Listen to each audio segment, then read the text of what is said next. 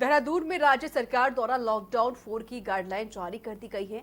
मुख्य सचिव उत्पल कुमार सिंह ने बताया कि राज्य में अब तक 93 मरीजों में कोरोना की पुष्टि हुई है। उन्होंने बताया कि आज भी एक मरीज कोरोना का मिला है, लेकिन फिर भी उत्तराखंड की स्थिति कोरोना के मामले में बेहतर है। इसके साथ ही उन्होंने बताया कि लॉकडाउन 4 में राज्य सरकार खुद जोन का निर्धारण करेगी। बहुत क्लियरली हम लोगों ने कहा है सभी ऑफिसर्स के लिए कि अगर कोई 55 साल से अधिक के कर्मचारी हैं या कोई हमारे कर्मचारी ऐसे हैं जिनके बच्चे 10 साल से कम उम्र के हैं, उन महिला अधिकारियों को, महिला कर्मचारियों को अगर कोई ऐसी बीमारी है जो कि गंभीर प्रकृति की है और जो हमारे दिव्यांग कर्मचारी हैं, उनके लिए हम लोगों ने कहा है कि उनको अपरिहार्य परिस्थिति अगर न हो तो उन्हें, और गर्भवती जो हमारी महिला कार्मिक हैं उनके बारे में भी है कि बहुत ही अपरिहार्य परिस्थिति अगर नहीं हो तो इनको किसी भी कार्य में अभी नियोजित न किया जाए। इसको हम लोग फिर से रिटरेट कर देंगे और अपेक्षा करेंगे सभी ज़िलों से कि इसका ध्यान रखें ताकि हमारे कार्मिक सेवा भी कर सके और खुद भी वो किसी प्रकार से असुविधा में न पड़े। यहाँ से जाने वाले लोगों के लिए क्या व्यवस्था की? यहाँ से जाने वाले लोगों के लिए भी उन राज्यों के साथ हमारी वार्ता करके ट्रेनों की व्यवस्था हम कर रहे हैं। बिहार के भी कुछ ज़िलों बिहार गवर्नमेंट ने इंडिकेट किया है किन किन ज़िलों में वो ट्रेन भिजवाना चाहते हैं, तो हमने रेलवे के साथ बात करके उनका भी कार्यक्रम तय किया है और उनको रेल के माध्यम से भी भेज रहे हैं। कई जगह जहाँ की वो बसों के माध्यम से जाया जा सकता है वहाँ बसों के माध्यम से भेज रहे हैं। तो जैसा अभी हमने आपको फिगर दिया कि लगभग 38,000 लोगों में हमने 22,000 लोगों को ऑलरेडी भेज दिया है और ये अभी तक की जो हमारे पंजीकरण की सूचना है। हो सकता है कि संख्या और कुछ बढ़ती है तो फिर और लोगों को करेंगे, लेकिन जो अभी पंजीकृत व्यक्ति हैं वो इतने हैं, लगभग 40,000 हैं, जिनमें से लगभग हमने 22,000 से अधिक लोगों को भेज दिया है और ये भेजने का सिलसिला ये लगातार जारी रहेगा। और ट्रेनों की व्यवस्था हम रेलवे के साथ बात करके और उन राज्यों के साथ बात करके हम निरंतर करते आए हैं।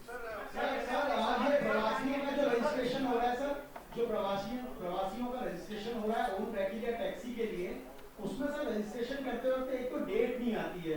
जब रजिस्ट्रेशन होता है उसके बाद पता चलता है कि आपको 3 दिन बाद की डेट मिली है। टैक्सी वाले से जो कॉन्टैक्ट होता है वो अगले दिन या दूसरे दिन का होता है, तब तक वो भी चला जाता है। देखिए क्या है कि आपको एक चीज़ समझना पड़ेगा, हम ये सब कष्ट क्यों उठा रहे हैं। हम ये कष्ट इसीलिए उठा रहे हैं कि हमें इस रोग के फैलाव को रोकना है, लेकिन उसके साथ साथ ही हमारे लोग प्रवासी जो बाहर परेशानी में हैं, आना चाहते हैं, उनको भी लाना है। दोनों के बीच में एक समन्वय स्थापित करना है।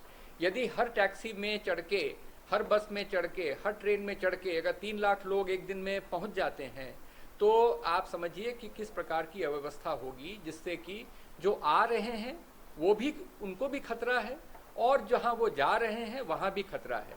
इसीलिए अपने आप जो है, जब तक आपको टाइम और डेट न बताया जाए आप ट्रैवल न करें, अदरवाइज आपको परेशानी होगी। कई बार इस प्रकार की भी बातें आई हैं कि लोगों ने व्यवस्था करके वो हमारे सीमा में आ गए हैं। अब आने के बाद हम जब व्यवस्था करते हैं तो वो माना हल्द्वानी काठगोदाम पहुंचा या हरिद्वार पहुंचा या देहरादून पहुंचा, उसको कनेक्शन अगले बस से उसको हमें रुद्रप्रयाग भेजना है, चमोली भेजना है या पिथौरागढ़ भेजना है, हम उसकी व्यवस्था का पूरी तरह से इंतज़ाम करते हैं। अभी अगर आप वैसे चले आएंगे तो फिर उसमें बहुत तरह की परेशानी होती है। हमारी स्वास्थ्य के जो कार्मिक हैं जो दिन रात मेहनत कर रहे हैं, स्क्रीनिंग कर रहे हैं, हेल्थ चेकअप कर रहे हैं, तो इसमें आपके माध्यम से मैं सभी से ये अनुरोध करूंगा कि कार्यक्रम जैसा हम आपको जो डेट दें उसी डेट के हिसाब से आप व्यवस्था करें, अदरवाइज उसमें दिक्कत होगी और आप भी परेशानी में पड़ेंगे और अन्य लोग भी परेशानी में पड़ेंगे।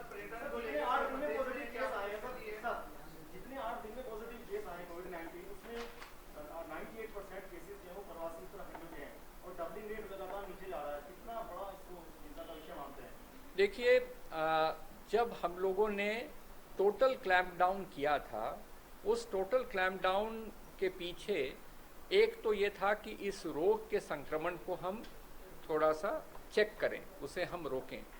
नंबर 2, जो हमें समय मिल रहा था उसमें हम अपने स्वास्थ्य सेवाओं में वृद्धि करें, उसका सुदृढ़ीकरण करें। तो जो हमें मौका मिला है हमने उसमें अपने स्वास्थ्य व्यवस्थाओं का काफ़ी फैलाव किया है, और जो केसेस अभी आ रहे हैं या आगे बनेंगे हम उसको डील करने के लिए हमारे पास, हमने आपको पूर्व में भी आंकड़े दिए हैं कि कितने बेड्स हमारे पास हैं और हम उसको कितनी जल्दी और बढ़ा सकते हैं, और इसी प्रकार के अन्य जो उपकरण हैं उनकी व्यवस्था हमने की है। तो जो केसेस आएंगे उनके लिए हम व्यवस्था करने के लिए पूरी तरह से हम तैयार हैं। लेकिन सभी से ये निवेदन है, चाहे परिवार वाले हों या प्रवासी जो आ रहे हैं, कृपा करके आप अगले 14 दिन तक पूरी तरह से क्वारंटीन के नियमों का पालन करें ताकि संख्या इतनी न बढ़ जाए जिससे सभी को परेशानी हो। देखिए, पर्यटन को लेकर, पर्यटन तो अभी भारत सरकार ने इस लॉकडाउन पीरियड में परमिट नहीं किया है, तो पर्यटन गतिविधियां नहीं होंगी। लेकिन हम भविष्य के लिए अपनी तैयारी कर लें।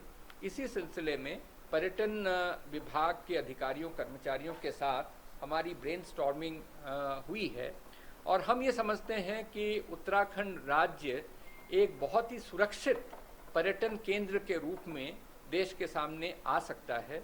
लोग पिछले दिनों के लॉकडाउन से जब ये लॉकडाउन समाप्त होगा तो हमें ऐसा लगता है कि उत्तराखंड जैसे स्थानों पर लोगों का आना होगा, क्योंकि हमारे यहाँ संक्रमण कम है, हमारे यहाँ स्वच्छ वातावरण है।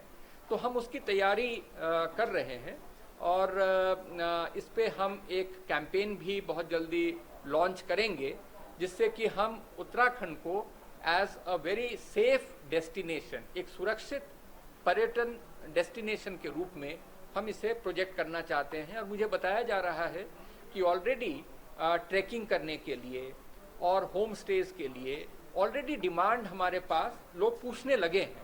तो सभी को लग रहा है कि अगर ये समाप्त होगा तो इस तरह की गतिविधियां बढ़ेंगी।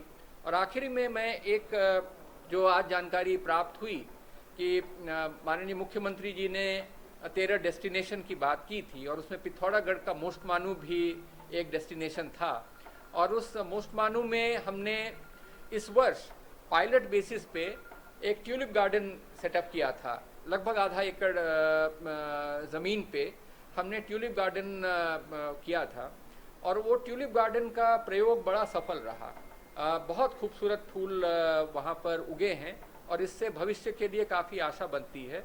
और हमने अभी से लोगों को कहा है कि आप प्लान कीजिए, आगामी वर्ष में हम इसे और फैलाएंगे, और इसके साथ साथ अन्य फूलों की प्रजातियों को भी वहाँ लगाएंगे, ताकि एक लंबे समय तक एक फूलों का एक अच्छा वो एक डेस्टिनेशन बने। तो इस प्रकार की भी गतिविधियों में राज्य सरकार अपनी तैयारियां कर रहा है।